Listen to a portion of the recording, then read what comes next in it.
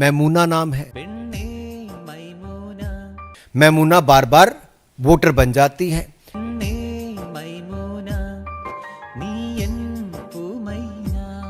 Rahul Gandhi voter പട്ടികയിലെ ക്രമക്കേടുകളും തെരഞ്ഞെടുപ്പ് കമ്മീഷന്റെ കള്ളക്കളികളും BJPയുടെ കള്ളവോട്ടുകളും ഒക്കെ പുറത്തു കൊണ്ടുവന്നപ്പോ BJPക്കാര് സംഘികള് ദേശീയ തലത്തിൽ തന്നെ എല്ലാ സംസ്ഥാനത്തും അടപടലം എക്സ്പോസ് ആവുന്ന അവസ്ഥയുണ്ടായി. അപ്പൊ പിടിച്ചു നിൽക്കാൻ വേണ്ടി BJPക്കാരുടെ ആ ലൊട്ട, എന്താണ് ആ ലൊട്ടയുടെ പേര്? ലൊട്ട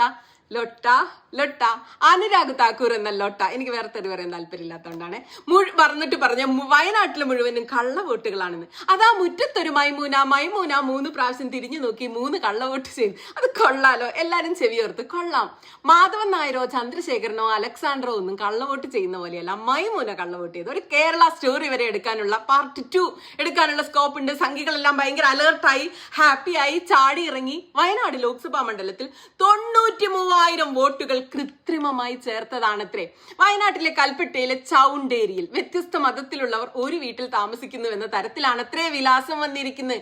ചൗണ്ടേരി എന്ന പേരിൽ ഉമ്മർ, ലില്ലിക്കുട്ടി, ഫാറൂഖ്, കമലമ്മ, അങ്ങനെ പോവുകയാണ് ലിസ്റ്റ്. ഇതെങ്ങനെ വന്നു എന്നാണ് അനുരാഗ് താക്കൂർ ലൊട്ടയുടെ ചോദ്യം. അത് കൊള്ളാലോ, റിയൽ ലൈഫിൽ പോലും മുസ്ലിമും ക്രിസ്ത്യനും ഹിന്ദുവും തമ്മിൽ സംസാരിക്കുന്ന പോയിട്ട് ഒന്നിച്ചിരുന്ന് ഊണ് കഴിക്കുന്നത് പോലും സംഖ്യകൾ സഹിക്കില്ല. അപ്പോഴാണ് ഒരു വീട്ടിൽ താമസിക്കുന്നത്. എല്ലാരും ഓടി വാടാ എന്ന് ഭയങ്കര ക്യാമ്പയിനായി. ഇത് തെളിയിച്ചാൽ രാഹുൽ ഗാന്ധിയെയും പ്രിയങ്ക ഗാന്ധിയെയും ഒറ്റയടിക്ക് തീർക്കാൻ പറ്റും.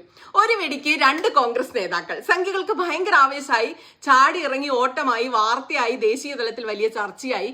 കേരള പ്രസിഡന്റ് രാജീവ് ചന്ദ്രശേഖറിന്റെ ഏഷ്യാനെറ്റ് ചാനൽ തന്നെ ഒരു സ്റ്റോറി ചെയ്തേക്കാം എന്നോർത്ത് ഇറങ്ങി പുറപ്പെട്ടു. അവിടെ ചെന്നപ്പോ എന്താണ് സംഭവം എന്നല്ലേ? ചൗണ്ടേരി എന്ന് പറയുന്നത് ഒരു വീട്ടുപേരല്ല ഗൈസ്, അതൊരു സ്ഥലപ്പേരാണ്, ഒരു കുഞ്ഞി ദേശത്തിന്റെ പേരാണത്. പഴയ കാലത്തെ ചാമുണ്ടേശ്വരി കുന്ന് എന്നറിയപ്പെടുന്ന ഒരു സ്ഥലം പിന്നീട് ചൗണ്ടേരി ആയി മാറിയത്രേ.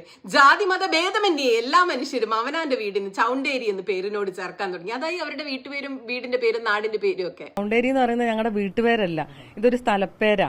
ഈ സ്ഥലപ്പേര് എന്ന് വെച്ച് കഴിഞ്ഞാല് ഇങ്ങനെ പണ്ട് മുതലേ ഇങ്ങനെ ചാമുണ്ടേശ്വരി കുന്ന്, അതായത് ദൈവത്തിന്റെ ഒരു അമ്പലം ഉണ്ടായിരുന്നു.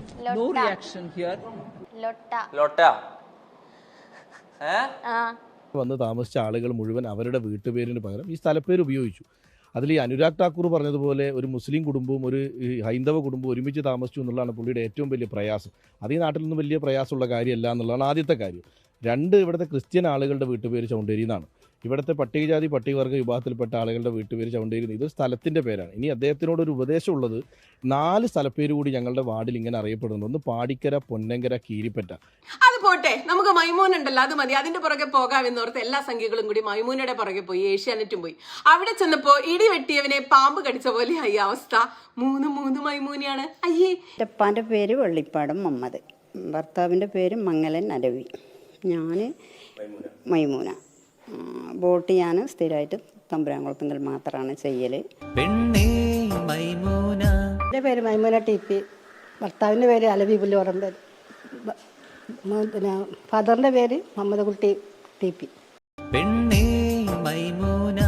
എൻ്റെ പേര് മൈമൂന, ബാപ്പാൻ്റെ പേര് അലവി, ഭർത്താവിൻ്റെ പേര് സെയ്തലവി, വായപ്പറ്റ ഹൗസ്. ഏറനാട് മണ്ഡലത്തിലെ വോട്ടറായ മൈമൂനയ്ക്ക് 115, 135, 152 എന്നീ ബൂത്തുകളിൽ വോട്ടുണ്ടെന്നായിരുന്നു ആരോപണം. എന്നാൽ കുഴിമണ്ണ പഞ്ചായത്തിലെ മൈമൂനയ്ക്ക് 152 നമ്പർ ബൂത്തിൽ 541 ക്രമ നമ്പറിൽ വോട്ട്. അരീക്കോട് പഞ്ചായത്തിൽ താമസിക്കുന്ന മൈമൂനയ്ക്ക് വോട്ട് 135 നമ്പർ ബൂത്തിൽ 669 ക്രമ നമ്പറിൽ.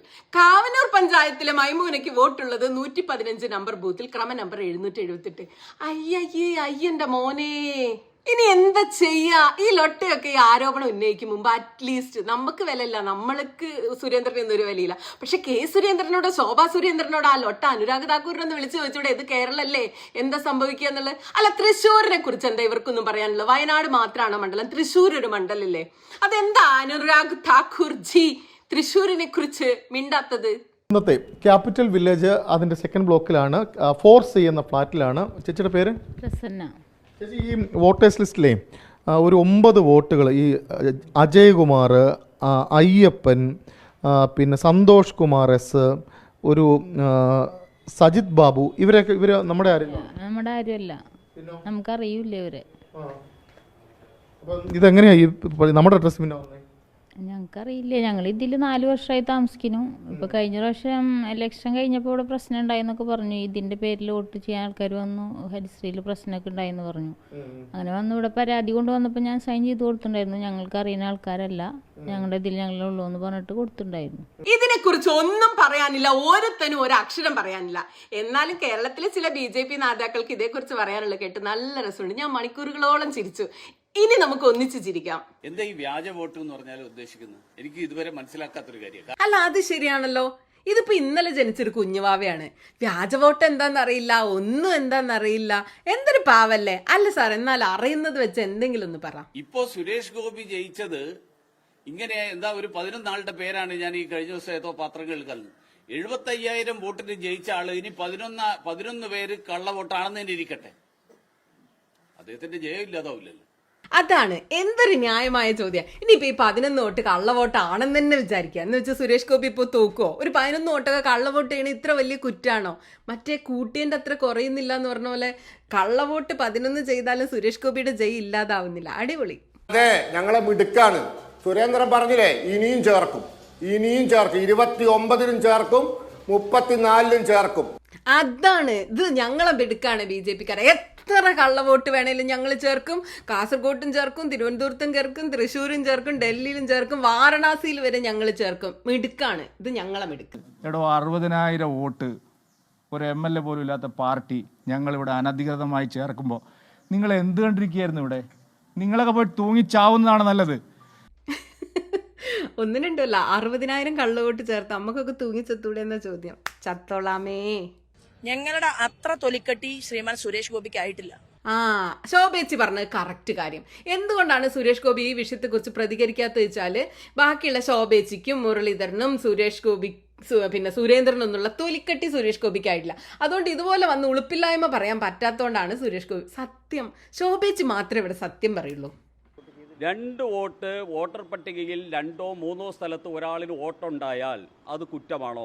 അല്ല, ഇതിപ്പോ നേരത്തേനേക്കാളും വലിയ നിഷ്കളങ്കനാണല്ലോ. വി മുരളീധരനേക്കാളും വലിയ നിഷ്കളങ്കൻ. 2-3 സ്ഥലത്ത് നമുക്ക് വോട്ടുള്ള ഒരു കുറ്റകൃത്യമാണോ? അല്ല.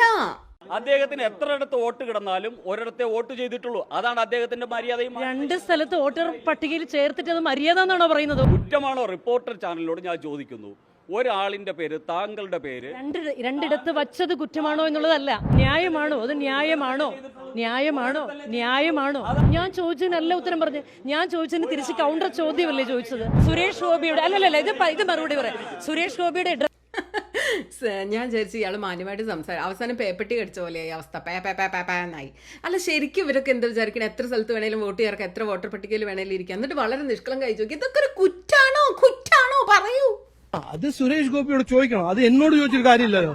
അല്ല, 70,000 വോട്ട് കൊണ്ട് ജയിച്ച ഒരു സുരേഷ് ഗോപിയോട് 6 വോട്ടിനെ കുറിച്ച് നിങ്ങൾ ചോദിക്കുമ്പോൾ 6-5 വോട്ട് അല്ല 10 വോട്ടായിക്കോട്ടെ, 70,000 വോട്ടല്ലല്ലോ. സുരേഷ് ഗോപി എന്താ പ്രതികരിക്കാന്ന് ചോദിച്ചോ? BJP പ്രസിഡന്റിന്റെ ഉത്തരം അത്. എനിക്കറിയില്ല, എന്താ അയാളോട് പോയി ചോദിക്കുന്നത്.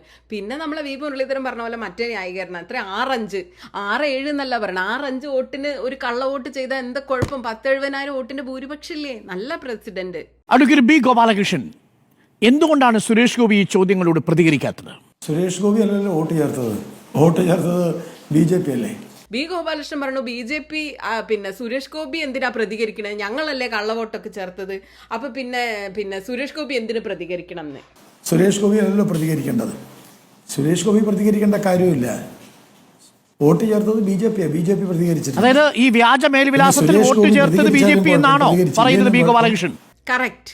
ഈ വ്യാജ വോട്ടൊക്കെ ചേർത്ത് BJP ആണ്, സുരേഷ് ഗോപി അല്ല. അതുകൊണ്ട് BJP-ക്കാരെല്ലാരും കൂടെ നിരന്ന് നിന്ന് പ്രതികരിക്കും. അത് മതി.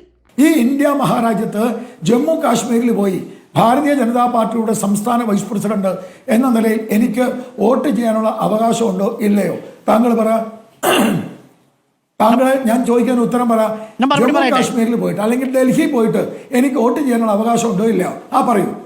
ശ്രീ ബി ഗോപാലകൃഷ്ണന് ഇന്ത്യയിലെ ഏത് രാജ്യത്തെ ഏത് കോൺസ്റ്റിറ്റ്യുവൻസിയിലും പോയി വോട്ട് രേഖപ്പെടുത്താം. പക്ഷേ 6 മാസം മുമ്പ് താങ്കളുടെ മണ്ഡലത്തിലെ വോട്ട് താങ്കൾ ഡിലീറ്റ് ചെയ്ത് താങ്കൾ ആ മണ്ഡലത്തിലെ സ്ഥിരതാമസക്കാരനാണ് എന്നതിന്റെ രേഖ ഹാജരാക്കുകയും അവിടെ സ്ഥിരതാമസമാവുകയും ചെയ്തതിനു ശേഷം മറ്റൊരു മണ്ഡലത്തിലും താങ്കളുടെ വോട്ടില്ലെങ്കിൽ താങ്കൾക്ക് തീർച്ചയായും ആ മണ്ഡലത്തിൽ വോട്ട് രേഖപ്പെടുത്താം.